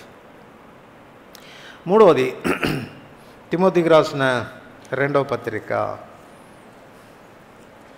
2వ అధ్యాయం 21వ వచనం. తిమోతికి రాసిన 2వ పత్రిక 2వ అధ్యాయం 21వ వచనం. అందరికి కలిసి చదువుకుంటాం. నువ్వు యవనేచ్ఛల నుండి పారిపోము, పవిత్ర హృదయులై ప్రభువునకు ప్రార్థన చేయవారితో కూడా విశ్వాసమును ప్రేమను 21 ఎవడైనను వీటిలో చేరగా తను తాను పవిత్రపరచుకున్న ఎడల వాడు పరిశుద్ధపరచబడి యజమానుడు వాడుకొనుకు అర్హమై ప్రతి సత్కార్యమునకు సిద్ధపరచబడి ఘనత నిమిత్తమైన పాత్రగా ఉండును. మనం శాంక్టిఫికేషన్ గురించి మాట్లాడుకుంటున్నప్పుడు దీని గురించి కొంచెం ఆలోచన చేశాం. మూడవది ఆయన ఉద్దేశం మన విషయంలో ఏంటంటే ఘనత నిమిత్తమైన పాత్రగా ఉండాలి. ఘనత నిమిత్తమైన పాత్ర అంటే ఏంటి అంటే యజమానుడు వాడుకొనుటకు అర్హమైనటువంటి పాత్ర. 2 విషయాలు మనం ఎప్పుడు జ్ఞాపకం పెట్టుకోవాలి. ప్రభు చేత మనం వాడబడాలి అని అంటే 2 ప్రాముఖ్యమైన సంగతులు. ఒకటి శాంక్టిటీ, రెండోది అవైలబిలిటీ. ఒకటి శాంక్టిటీ, రెండోది అవైలబిలిటీ. పరిశుద్ధత, అందుబాటులో ఉండుట. 2 విషయాలు. మనతో వచ్చిన చిక్కంతా ఏంటంటే పరిశుద్ధంగా ఉంటే అందుబాటులో ఉండం, అందుబాటులో ఉంటే పరిశుద్ధంగా ఉండం. చూడండి, కొన్ని పాత్రలు పరిశుద్ధంగా ఉంటాయి కానీ ఎక్కడో అటక మీద పెట్టి ఉంటాం వాటిని, రిజర్వ్డ్ పాత్రలాగా. అవి ప్రస్తుతం వాడుకలో లేవు, ఎక్కడో ఉంటాయి కానీ క్లీన్గా ఉంటాయి కానీ అందుబాటులో ఉండవు. సో ప్రభువుకు కావలసిన పాత్ర పరిశుద్ధమైనది, తర్వాత అందుబాటులో ఉండేది. సమయలు అని ప్రభు పిలవగానే ఏమన్నాడు చెప్పండి? ప్రజెంట్ సార్, నీ దాసుడు ఆలకించుచున్నాడు, చెప్పు ఏం చేయమంటావు? చెప్పు. ఐఎమ్ రెడీ, ఐఎమ్ హియర్, ఇగో ఇక్కడే ఉన్నాను. ఎంత గొప్ప సాధనంగా ప్రభు తను వాడుకున్నాడు. దాను మొదలుకొని బెర్షెబా వరకు తన పేరు ఖ్యాతిగాంచింది. అటువంటి ప్రవక్త, ఎంత గొప్ప ప్రవక్త అన్నటువంటి ప్రశంస తాను పొందినవాడైనాడు. మత్తయి సువార్త 5వ అధ్యాయం.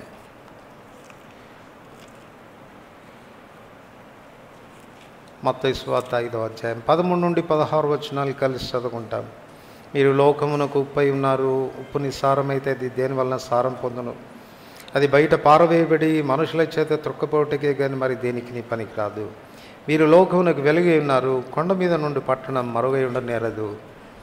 మనుషులకు దీపం వెలిగించి కొంచెం క్రింద పెట్టరు, కానీ ఇది ఇంటి ఉండి వారికే వెలిగించుటకే దీపస్తంభం మీదనే పెట్టుదురు. మనుషులు మీ సత్క్రియలను చూచి పరలోకమందున్న దేవుని మహింపరచునట్లు వారి ఎదుట మీ వెలుగు ప్రకాశింపనీయండి.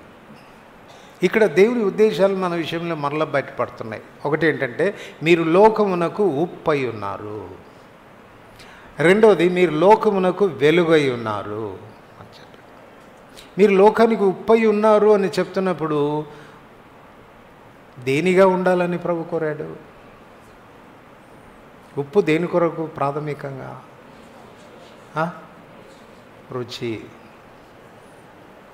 రుచి కంటే ముందు ప్రాముఖ్యమైనది ఇట్ ఈజ్ ఎ ప్రిజర్వేటివ్ కదా, భద్రపరిచేటువంటి సాధనం అది. It preserves. కానీ విచిత్రం ఏంటంటే సమాధిపేటలో కూడా ఉప్పేస్తారు. నాకు అర్థం కాదు. ఒకవేళ సమాధిపేటలో మనం ఉప్పేసినప్పుడు శవం కులిపోకుండా అట్టగానే ఉందనుకోండి, సంతోషం. అప్పుడప్పుడు పోయి తీసి చూసుకోవచ్చు. మీరు చెప్పండి, అది ఉంటుందా కులిపోద్దా? కుళ్ళిపోయిన ఉప్పేస్తారు. ఎందుకు వేస్తారని అంటే ఆచారం. ఉప్పేయాలండి, మళ్ళీ వాళ్ళకి ఇన్ని కిలోలు వేయాల. ఎంత విచారమో చెప్పడానికి లేదు. వ్యర్థమైన వాటికి దాన్ని వినియోగిస్తారు. So it's a preservative. మంచి మామిడికాయ పచ్చడి పట్టావు, ఉప్పు లేకపోయిందా బూజు పట్టేస్తాం. ఇట్ ప్రిజర్వ్స్, భద్రపరుస్తుంది, కాపాడుతుంది. సో ఇప్పుడు మనం లోకానికి ఏమంట ఉప్పు అయినా ఏం చేయాలి మరి? నువ్వు నీ జీవితం ఇంపాక్ట్ చేయాలి, ఇతరుల జీవితాల మీద ఇంపాక్ట్ కావాలి. If you are a salt you should preserve them. కానీ కాపాడాల్సిన బాధ్యత నీ మీద ఉంది.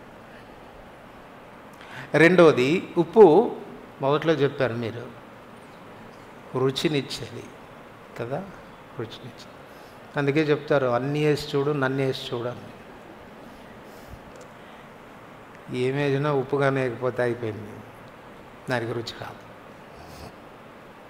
సో ఇప్పుడు నువ్వు ఉప్పు అయితే లోకానికి ఎట్లా ఉండాలా? రుచికరంగా ఉండాలి. ఇవి ఎవడన్నా నిన్ను కొంచెం కొరికాడు అనుకో, స్వీట్గా ఉంటావు కదా, చాలా రుచికరంగా ఉంటావా? సో వాళ్ళు నిన్ను అనుభవించగలగాల, నీ జీవితాన్ని అనుభవించగలగాల, నీ ప్రేమను టేస్ట్ చేయగలగాల, నీ వ్యక్తిత్వాన్ని రుచించగలగాల. మూడవది, ఉప్పు ఔషధం లాంటిది. ప్రాముఖ్యంగా గాయాల్ని త్వరగా మాన్పేది. ఈ మధ్యలో పెదముతేవులో బాప్తిసాలు ఇచ్చారు. వాళ్ళు అక్కడికి తీసుకెళ్ళారు, ఏటిలోకి నన్ను తీసుకెళ్ళి, అన్న ఈ వాటర్ ఉప్పుగా ఉంది ఏంటి, ఈ సముద్రపు నీళ్ళు కాదు కదంటే, లేదన్న సముద్రపు నీళ్ళు లేదు, రిటర్న్గా వచ్చినటువంటి సముద్రపు నీళ్ళు. అన్న మీకు ఒక విషయం తెలుసా, మీకేమైనా చర్మ వ్యాధులు ఉంటే పోతాయన్న అన్నాడు. ఊరే చర్మ వ్యాధులు ఎందుకు పోతాయనంటే సముద్రపు నీళ్ళల్లో చర్మ వ్యాధులు పోతాయంట. మీకేమైనా అలర్జీ ఉంటే ఒకసారి పోయి మునిగిరండి. It is a preservative. తర్వాత ఇట్ ఈస్ ఎ మెడిసిన్. ఇప్పుడు మన ద్వారా ఇతరులకు వచ్చిన రోగాలు పోవాలి కదా, పాపపు రోగము, అసూయ రోగము, ద్వేషం అనే రోగము, కలహం అనే రోగము, మత్సరం అనే రోగాలు చాలా అంటించుకొని ఉన్నారు ప్రజలు. నీతో కన్నా సహవాసం చేస్తే ఏం కావాలో చెప్పండి, నీతో రుద్దుకున్నప్పుడల్లా ఏదో ఒక రోగం పోవాలి. కానీ విచారం ఏంటంటే వాళ్ళ రోగాలు మనకు అంటుతున్నాయి. మనం బాగు చేయడం కాదు, వాళ్ళతో నన్ను స్నేహం చేసామంటే అంతవరకు బాగానే ఉంటారు పాపం. వాళ్ళతో స్నేహం చేసిన తర్వాత అయిపోయింది. ఉన్నమతి కాస్త పోయింది చంద్రమతికని. చంద్రమతికి కొంచెం మతి ఉండేదంటే ఇప్పుడు ఆ మతి కూడా పోయిందండి. సో హౌ యు ఆర్, నీ లైఫ్ ఎంత ఇంపాక్ట్ అవుతుంది ప్రజల మీద. మీరు లోకానికి ఉప్పై ఉన్నారు. రెండోది ప్రభు అంటాడు మీరు లోకానికి వెలుగై ఉన్నారు. వెలుగు చేసే పని ఏంటి చెప్పండి? సమస్తము నువ్వు ఖండింపబడి వెలుగు చేత ప్రత్యక్షపరచబడును. ప్రత్యక్షపరచునది ఏది? అది వెలుగే కదా అని చెప్పాడు ఎఫెసీ 5:13లో. సో మనం ఎక్కడ ఉంటే అక్కడ ఏం కావాలి చెప్పండి? ఆ వ్యక్తికి వెలిగింపు రావాలి. ఆ వ్యక్తి ఏమనుకోవాలి, రే నేను ఇలా లేనే, అలా లేనే, వాళ్ళలాగా లేనే, నాలో ఈ లోపాలు ఉన్నాయే. నీతో సావాసం చేస్తున్నప్పుడంతా వాళ్ళకి ఆ వెలిగింపు రావాలి. మనం ఎట్లుంటాం చెప్పండి? వాళ్ళతో రాజీ పడిపోతాం కదా. నేను కూడా నీ వంటి వాడినే, నా గుర్రాలు నీ గుర్రాలే, నా సైన్యం నీ సైన్యమే, నేను కూడా నీ వాడినే. ఎవరన్నారు ఈ మాటలు? యెహోషాపాతు. రాజీ పడేటువంటి మనస్తత్వం. అలా కాదు, మనం ఎవరితోనన్నా స్నేహం చేస్తూ ఉంటే బయటపడాలి వాళ్ళ సంగతులన్నీ. అమ్మో నేను ఇట్లా ఉన్నానే, నేను ఇలాగ లేనే, నేను నా జీవితాన్ని సరిచేసుకోవాలి అన్నటువంటి గ్రహింపు రావాలి వాళ్ళకి. అట్లాంటి వెలిగింపు నువ్వు ఇవ్వాలి వాళ్ళకి నీ లైఫ్ ద్వారా.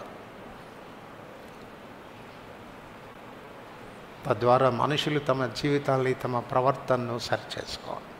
రెండోది, మీ సత్క్రియలను చూచి పరలోకమందున దేవుని మహిమపరచునట్లు వారి ఎదుట మీ వెలుగు ప్రకాశింపని. మనం చేసే సత్క్రియలు వాళ్ళు చూడాలి, వాళ్ళకి వెలిగింపు రావాలి. ఓ నేను కూడా ఇలా జీవించాలి అన్నటువంటి విషయం. మొదట పొరపాట్లు వాళ్ళకు బయలుపరచబడాలి. రెండవది నీ సత్క్రియలు బయలుపరచబడాలి. కొన్నిసార్లు కొంతమంది విమర్శకులుగా ఉంటారు. ఎంతసేపు విమర్శించడం వాళ్ళకి చాలా ఇష్టం. నువ్వు ఇట్లా చేసావు, నువ్వు అట్లా చేసావు, నీ సంగతి ఇది సరిగా లేదు, నువ్వు ఇలా ప్రవర్తించలేదు, అలా ప్రవర్తించలేదు. కోర్స్ అది కొంతవరకు మంచిదే. వెలుగు సమస్తాన్ని బయలుపరుస్తుంది, పొరపాట్లు చూపిస్తుంది. కానీ వాళ్ళు ఎన్నడూ మళ్ళీ అట్లా జీవించి చూపించారు. వాళ్ళ లైఫ్ మరీ భయంకరంగా ఉంటుంది. ఒకవేళ లోతుగా పరిశీలించి చూస్తే వాళ్ళ లైఫ్లో ఏం నేర్చుకునేటువంటి పాఠాలు ఉండవు, ఏ సత్క్రియ కనపడదు వాళ్ళల్లో. అందుకే ప్రతి విమర్శ సద్విమర్శగా ఉండాలి. ప్రతి విమర్శ సద్విమర్శగా ఉండాలి. సద్విమర్శ అంటే అర్థం ఏంటి అనంటే, నువ్వు చేస్తున్నది తప్పు అని చెప్పడం ఒక ఎత్తు, అలా కాదు ఇలా చేయాలి అని చెప్పడం మరొక ఎత్తు. నీ దగ్గర సొల్యూషన్ లేదు కానీ విమర్శ ఉంది. మరి నేను ఎలా జీవించాలి అంటే నీకు అర్థం కాదు, ఎందుకంటే నువ్వు అలా జీవించావు కనుక. మీరు లోకమునకు వెలుగై ఉన్నారు. సో దేవుడు మనల్ని లోకంలో ఒక వెలుగుగా ఉండాలని పెట్టాడు. ప్రజల పాపాలు బహిర్గతం చేయగలిగినటువంటి వ్యక్తులుగా, అంటే వాళ్ళని బహిరంగంగా చెప్పడం కాదు, జస్ట్ బై లివింగ్, మనం వారి మధ్యలో ఉండడం ద్వారా మన ప్రవర్తనను చూచి వాళ్ళకి వెలిగింపు రావాలి. అయ్యో నేను ఇట్లా లేనే, అయ్యో ఆయన ఎంత చక్కగా మాట్లాడుతున్నాడు, నేను ఇలా మాట్లాడలేకపోతున్నానే, అయ్యో ఆయన ఎంత చక్కగా ప్రతిస్పందిస్తున్నాడు, నేను అట్లా ప్రతిస్పందించలేకపోతున్నానే. నీ ఉనికి ద్వారా వాళ్ళ జీవితాలు బయలుపరచబడాల. రెండవది, నీవు జీవించే విధానం వారికి ఒక సవాల్ కావాలా. సో ఈ ఉద్దేశానుసారంగా దేవుడు మనల్ని ఏర్పరచుకున్నాడు, అందుకు మనల్ని అనాయింట్ చేస్తూ ఉన్నాడు. చివరిగా రోమిలికి రాసిన పత్రిక 8వ అధ్యాయం, రోమిలికి రాసిన పత్రిక 8వ అధ్యాయం 29వ వచనం కలిసి చదువుకుంటాం. 29వ వచనం, ఎందుకనగా తన కుమారుడు అనేక సహోదరులో జ్యేష్ఠుడగినట్లు దేవుడు ఎవరిని ముందు ఎరిగనో వారు తన కుమారునితో సారూప్యం గలవారొకటకు వారిని ముందుగా నిర్ణయించెను. తన కుమారునితో సారూప్యం గలవారొకటకు ఆయన మనల్ని ముందుగా నిర్ణయించాడు. What is his purpose toward us? మన విషయంలో దేవుని ఉద్దేశం ఏంటి అని అంటే, మనం ఆయన కుమారుని యొక్క పోలికలోనికి రావాలి, ఆ సారూప్యతలోనికి రావాలి. సో ఎప్పుడు మనం చేయాల్సిన పని ఏంటి చెప్పండి? వీళ్ళు వచ్చారా లేదా, వాళ్ళు వచ్చారా లేదా, వాళ్ళు సరిగా ఉన్నారు లేదా, వీళ్ళు సరిగా ఉన్నారు లేదా అని చూసుకోవడం కాదు. ముందు మన బతుకు చూసుకోవాలి. నేను సరిగా ఉన్నానా లేదా, నేను సరిగా ఎదుగుతున్నానా లేదా, నేను సరిగా అనే సారూప్యతలోనికి వస్తున్నానా లేదా, ఇది చూసుకోవాలి. అందుకే చెప్పాడు బల దగ్గరికి వచ్చినప్పుడు, ప్రతి మనుషుడు ఇతరులను పరీక్షించవలెను. అవునా? ఏం రాశాడు? ప్రతి మనుషుడు తను తాను పరీక్షించుకోవాలా. అలాగ చేసి ఆ రొట్టెని తిని ఆ పాత్రలోని త్రాగాలి. నేను వాక్యం చెప్పేటప్పుడు కూడా కొంతమందికి ఎంత సంతోషం, అన్నకు బలె తగిలింటుందిలే ఈరోజు, ఈ అక్కకైతే సూటబుల్ ఈ వర్తమానం అని ఇతరులకు దేవుని వాక్యాన్ని ఆపాదిస్తాం, కానీ మనల్ని మనం ఆపాదించుకోం, మనకు మనం అన్వయించుకోం. ఎందుకో తెలుసా అండి? మన హృదయం అలాంటిది. హృదయం అన్నిటికంటే మోసకరమైనది, ఘోరమైన వ్యాధి కలది. దాన్ని గ్రహించగలవాడేవాడు.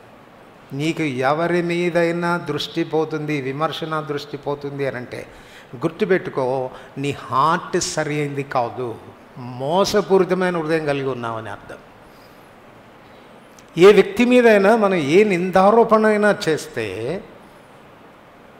దేవుని వాక్యంలో ఒక మాట ఉంది, మనం ఎవరినైనా దేనినైనా నువ్వు ఫలానా అని విమర్శిస్తే అంట, దేవుడు నువ్వు అలాంటివాడివి అని ఒక దినం రుజువు చేస్తాడట. అంటే దాని అర్థం ఏంటి చెప్పండి? ఒకరిని పట్టుకుని ఎవరే నువ్వు అస్సలు దొంగవరా అన్నావు అనుకో, ఒకరోజు నువ్వే దొంగవన్న విషయం దేవుడు రుజువుపరుస్తాడంట. ఎవరే నువ్వు వేషధారివిరా అన్నావు అనుకో, నువ్వు వేషధారివి అన్న విషయం ఒకరోజు దేవుడు రుజువుపరుస్తాడంట. అందుకు జాగ్రత్తగా ఉండాలి. వాళ్ళనని మనం ఎందుకు దేవుని చేత తీర్పు తీర్చబడ్డాం? Let us examine ourselves. మనల్ని మనం పరీక్షించుకుందాం, ఒకసారి చూసుకుందాం. Are you really anointed? ప్రభు చేత అభిషేకించబడ్డావా? అట్లాగైతే నిశ్చయంగా యు ఆర్ సాంక్టిఫైడ్. ఒకవేళ నువ్వు సాంక్టిఫై అయితే, are you maintaining your sanctity? దాన్ని గాడ్ చేసుకుంటున్నావా? దానిలో ఎదుగుతున్నావా? ఆ పరిశుద్ధత ద్వారా దేవునికి మహిమ వచ్చేటట్టుగా జీవిస్తున్నావా? రెండవది, ఒకవేళ నువ్వు అభిషేకించబడితే నిశ్చయంగా దేవుని ఆత్మ యొక్క ఆ శక్తిని పొందుతావు. ఇది రెండు విషయాలు నీకు ఇస్తుంది. ఒకటి అధికారం ఇస్తుంది, రెండవది కార్యనిర్వహణ కొరకైన శక్తిని నీకు ఇస్తుంది. Know your position. హుందాగా ఉండు. చూడండి, ఒకవేళ కాస్త అధికారంలో ఉన్నటువంటి వాళ్ళల్లో కనపడేటువంటి మొదటి విషయం ఏంటి చెప్పండి? కొంచెం అధికారంలో ఉన్న వాళ్ళల్లో కనపడేది దర్పణంగా ఉంటుంది కదా, దర్పణం, హుందాతనం కనపడుతుంది వాళ్ళు నడిచే నడక, వాళ్ళు వ్యవహరించే తీరు, వాళ్ళు ప్రతిస్పందించే విధానం చాలా చూడగానే ఇదేనో గొప్ప వ్యక్తిలాగా ఉన్నాడు అని మెయింటైన్ చేస్తారు. అది పాపం ఆటోమేటిక్గా వచ్చేస్తుంది. కడపలో ఒక ఆయన ఉండేవాడు, ఎల్డర్ ఆయన, ఎస్ఐ. ఆయన చెప్పేవాడు, నాతో చాలా క్లోజ్గా ఉండేవాడు. చెప్పేవాడు, అన్న మీరు ఇంత సాఫ్ట్గా ఉంటారు కదన్నా, మీరు ఎట్టన్నా ఎస్ఐ అయ్యారని అడిగాను నేను ఒకరోజు. ఏం చెప్పాడో తెలుసా? అన్నా మేము మఫ్టీలో ఉన్నంతవరకు ఇంతేనన్నా, ఆ వస్త్రం వేసుకోగానే ఎక్కడి నుంచి వస్తుందో నన్న పౌరుషం తెలియదు.